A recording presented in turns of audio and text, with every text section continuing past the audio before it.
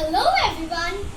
Did you know that the toothbrushes that you use to brush your teeth are made up of plastic, and when you throw them, it nearly takes them 400 to 500 years to decompose, and it does not end there. The microplastic still survives, and which is harmful for our environment. So, it is always better to use eco-friendly toothbrushes.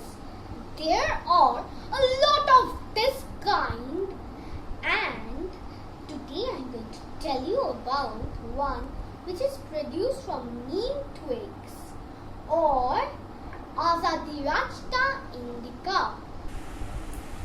So, let's start the process. Take a neem twig and pull off the leaves. Keep going like this until it is completely empty. After removing all the leaves, the output is this. I have cut it short to make it light and handy. So, you can use this raw one, but it is a bit rough. So, I have made this at my home and I have peeled the bark and it is smoothened. So, this is the last part of making our toothbrush. Chew the end of the neem leaf up to 1 inch.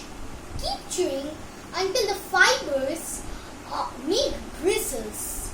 Like this, the one I made at home.